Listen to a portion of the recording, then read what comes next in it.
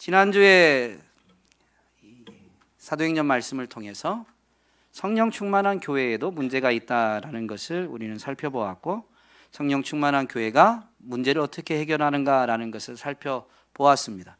그러면서 우리는 한 가지를 분명히 되새겼는데, 성령 충만한 삶에 문제가 없는 게 아니고, 성령 충만한 삶은 문제를 만났을 때 그 문제를 어떻게 해결하는가라는 것으로 드러나는 것을 분명히 보았죠.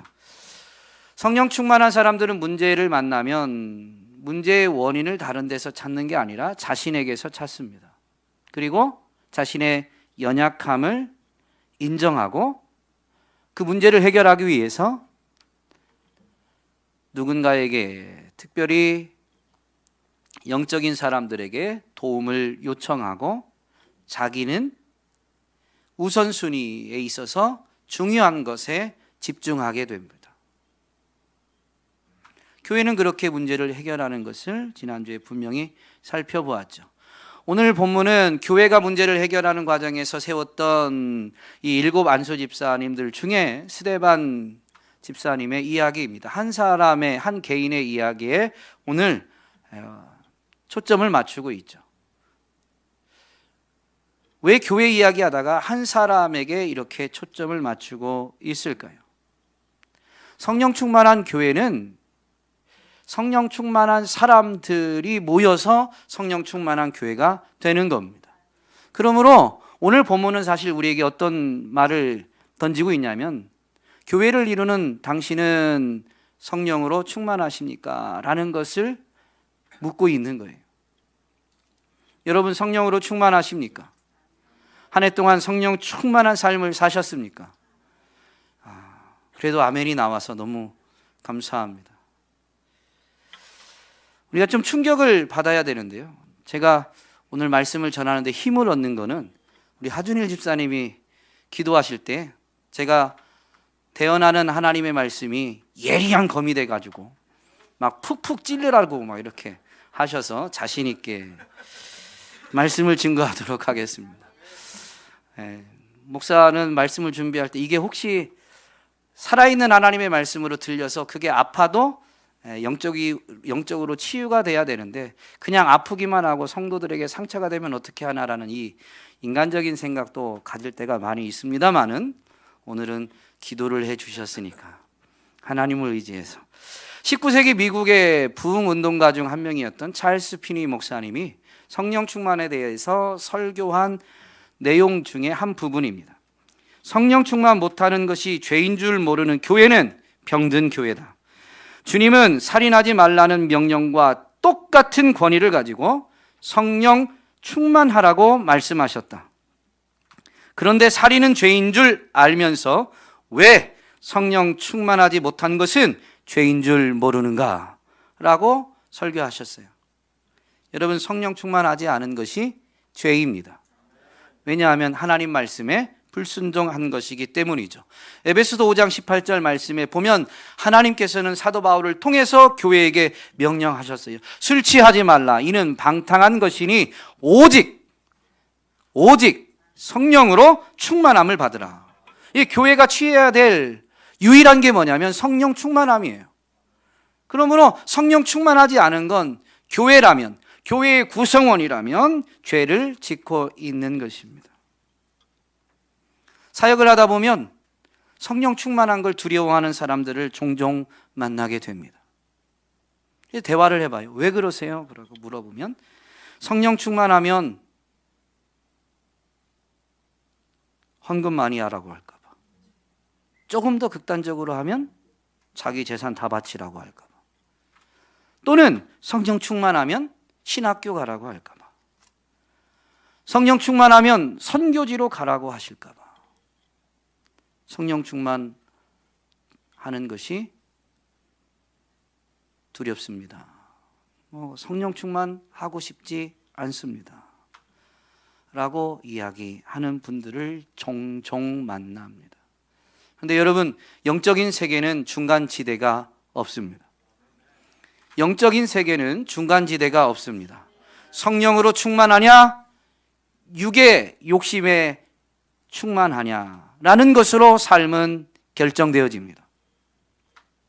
분명히 오직 성령의 충만함을 받으라라고 할 때 성령의 소욕과 육체의 소욕이 서로 다툰다라고 했어요. 그래서 무엇이 그 사람을 사로잡느냐에 따라서 그 사람의 삶이 달라지는 거예요.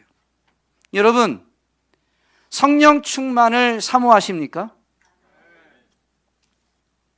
성령 충만을 사모하지 않는 것은 나는 정욕대로 살려고 하진 않았습니다 라고 말할지 모르지만 사실은 무언가 욕심을 부린다라고 할 때 어떤 소유에 대해서 어떤 지위에 대해서 그것을 꼭 취하려고만 하는 게 욕심이 아닙니다. 하나님의 분명한 소원과 뜻이 있는데도 불구하고 나는 여기가 좋사오니 하고 그냥 현실에 안주하려고 하는 것, 도전하려고 하지 않는 것 자체도 그 사람의 개별적인 욕심일 수 있습니다. 오늘 우리는 정말로 성령 충만을 사모하고 있는가? 우리 자신을 점검해야 됩니다.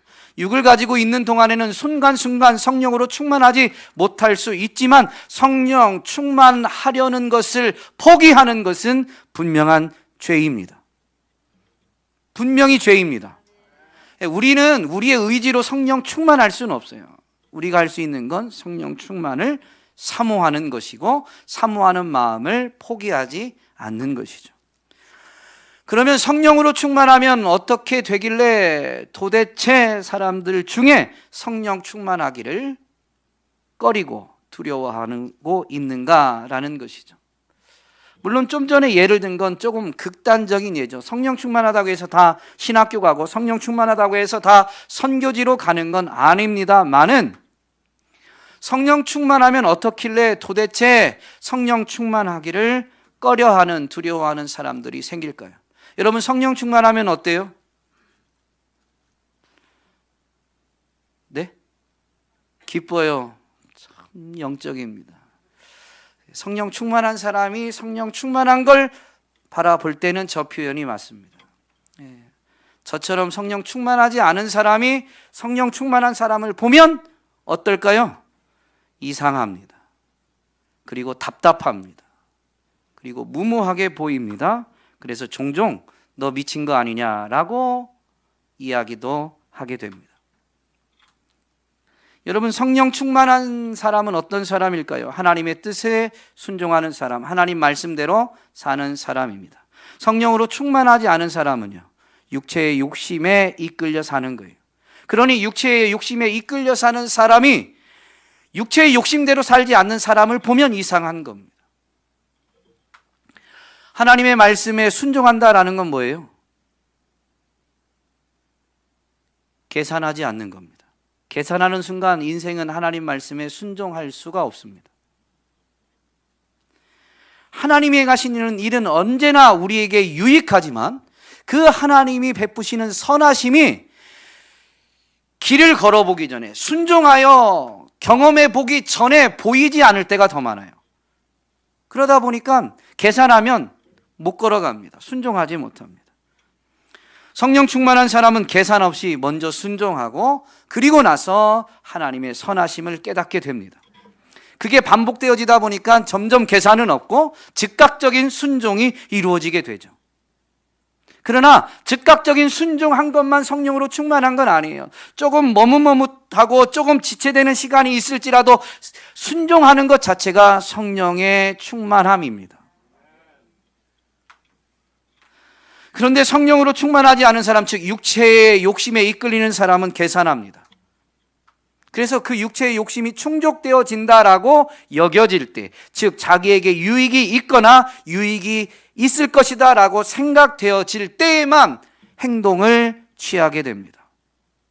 그러니 성령 충만하지 않은 사람이 볼 때 성령 충만한 사람은 이상한 사람, 무모한 사람, 그리고 극단적으로 표현하면 미친 사람이죠. 그래서 여러분, 예수 믿는데 종종 그런 얘기를 들어보셨어야 되고 들어볼 수 있어야 됩니다. 너 예수에 너무 미친 거 아니야? 야, 적당히 믿어, 적당히. 예수 믿는 거 좋은데 적당히 해, 적당히. 여러분,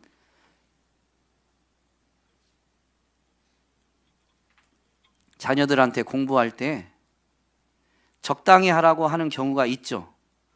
그런데 적당히 하라고 할 때는 언제예요?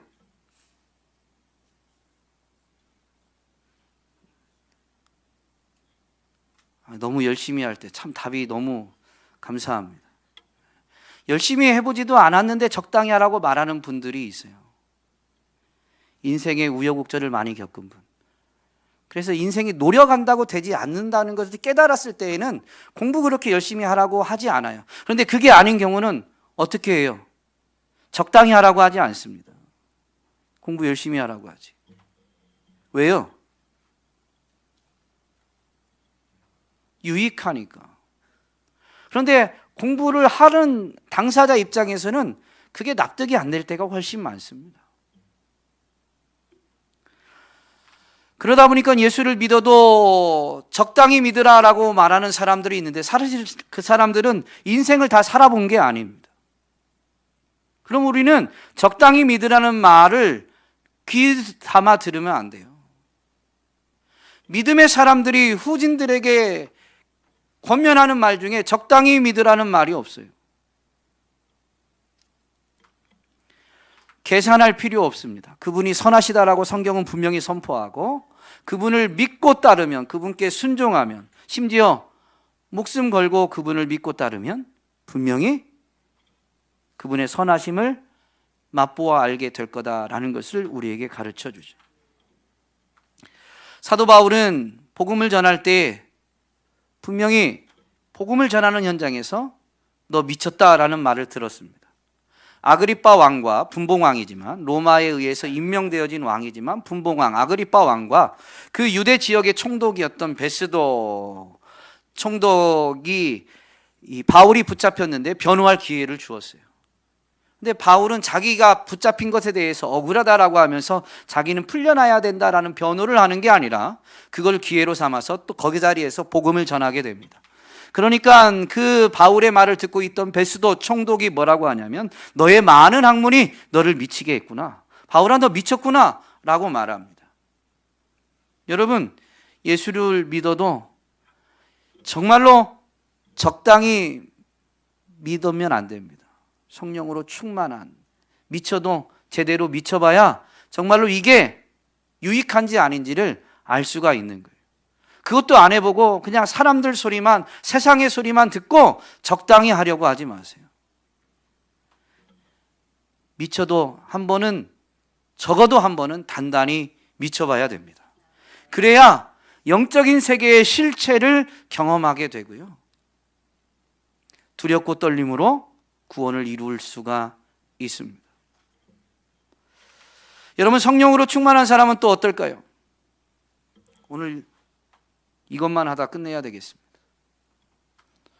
성령으로 충만한 사람은 아까 김연희 집사님이 기쁘시다라고 했는데요, 기쁜 건 맞는데 성령 충만하지 않은 사람이 볼 때는 성령 충만한 사람은 고생합니다. 고통스럽습니다. 여러분, 성령 충만한 사람은 무엇 때문에 고통스러울까요? 교회는 완벽한 교회는 없습니다. 교회는 어떤 교회든 문제가 있습니다. 여러분, 가끔 사역을 하다 보면 교인들 중에 자기 마음에 꼭 맞는 교회를 찾으려고 하는 사람들이 있어요. 물론 자기랑 맞는 교회를 만나는 건 유익한 거지만요, 내 마음에 꼭 드는 건 그 순간에는 있을지 모르지만 변함없이 내 마음에 꼭 드는 교회는 없습니다. 없습니다. 네.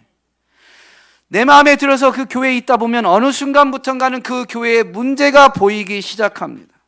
마음에 들지 않는 부분이 분명히 보이게 돼요. 그런데요, 그런 문제를 볼 때 지난주에 말씀을 살펴봤죠. 성령 충만한 사람은 어떻게 해요? 자기 자신을 봐요. 아, 내가 조금 더 헌신했으면 교회에 이런 문제가 드러나지 않았을 텐데 라고, 그것 때문에 자기가 아파요. 그 아픔이 뭐가 되냐면 헌신이 됩니다.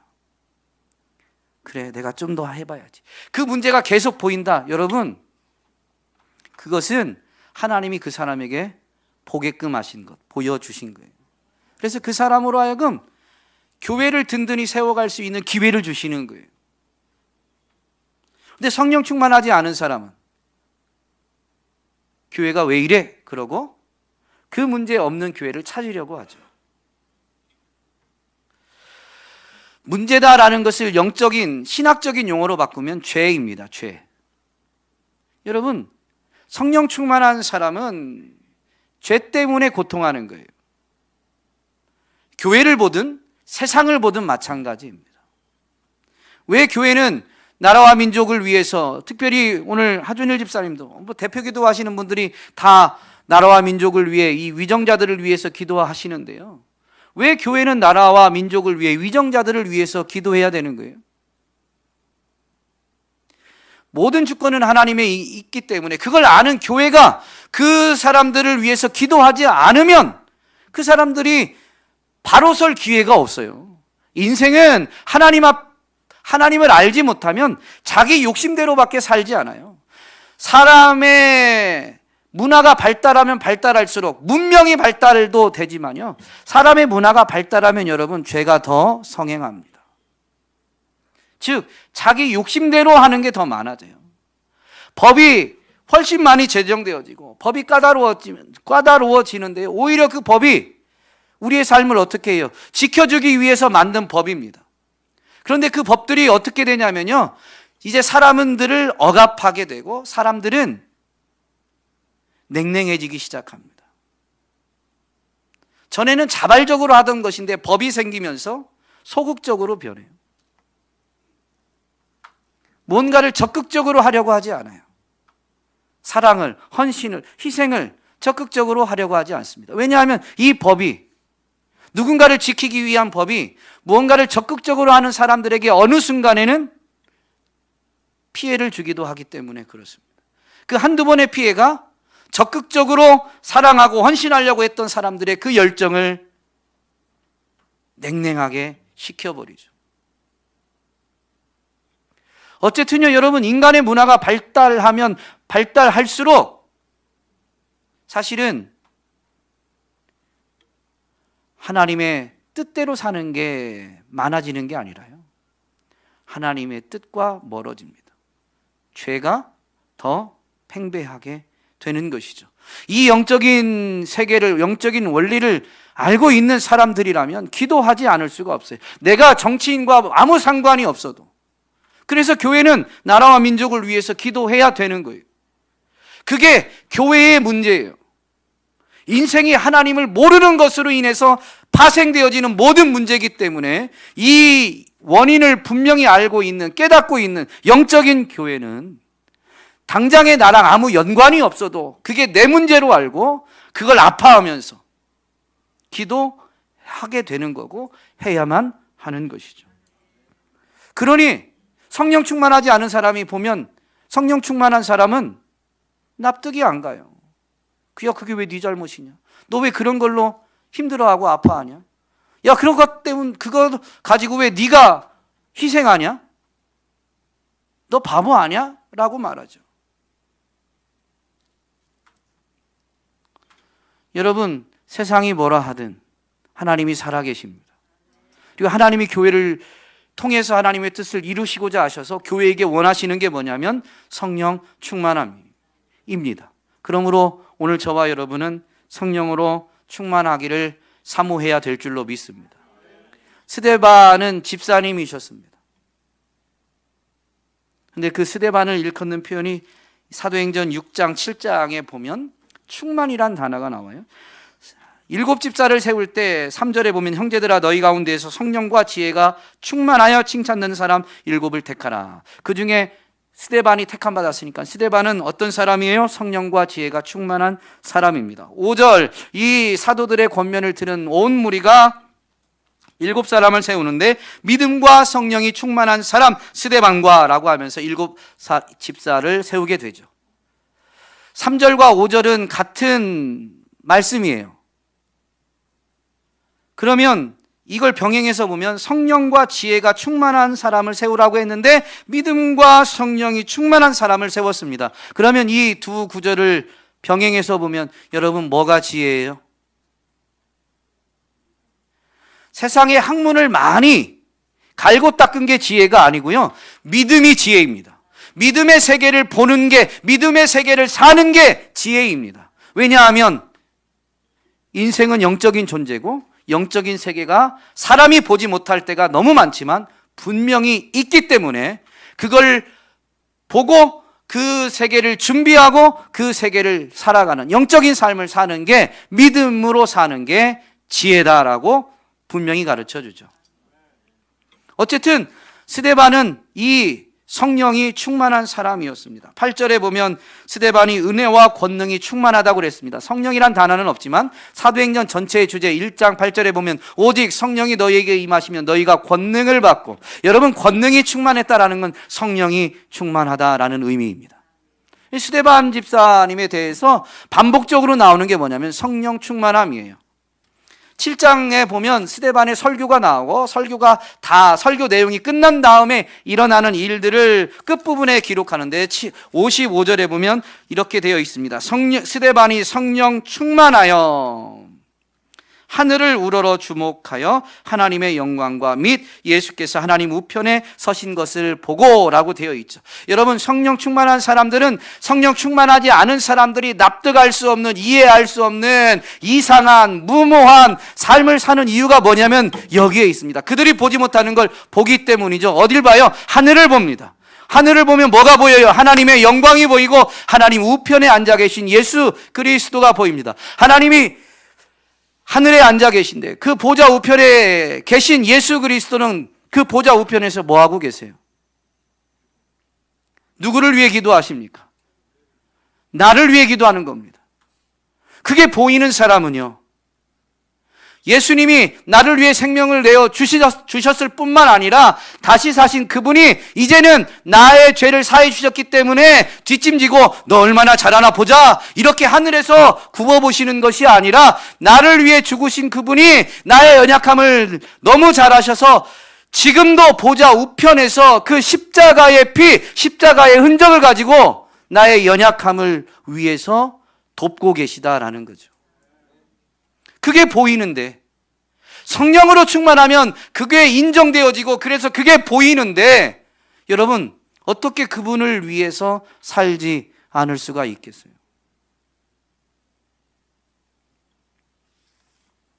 남들이 무모하다고 해서 그 성령 충만한 삶을 어떻게 포기하겠습니까?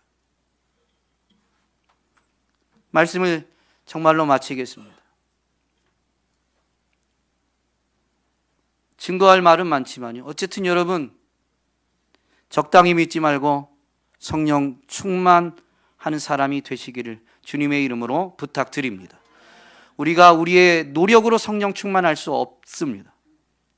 그러나 우리가 성령 충만한 사람이 되기를 사모하는 마음을 저버리면 안 됩니다. 하나님은 우리가 구하거나 생각하는 것에 넘치도록 능히 하시는 분이십니다. 우리가 정욕대로 구하려고 잘못 구하는 게 문제지, 성령 충만을 사모하고 구하면 우리가 구하거나 생각하는 것에 하나님은 능히 넘치도록 행하시는 분이십니다. 그러므로 예수 믿는 사람 중에 성령 충만하지 못할 사람이 한 명도 없습니다. 사모하면 성령 충만한 삶이 여러분의 실제가 되어질 것입니다. 그러면 그분의 권능을 체험하게 되고 우리는 더욱 즐거이 성령 충만한 삶을 사모하고 살아내게 되는 것이죠. 성령 충만하면 스데반 집사님처럼 됩니다. 얼굴에서 빛이 납니다. 사도행전 표현에는 얼굴이 천사와 같다라고 합니다. 우리 옆 사람 한번 인사하고 마치겠습니다. 믿음의 눈으로 보세요. 오늘부터 성령 충만을 사모하며 정말로 하나님이 넘치도록 행하시는 은혜 때문에 성령 충만한 사람이 되실 거니까 믿음의 눈으로 바라보면서 집사님의 얼굴을 보니 천사를 만난 것 같습니다.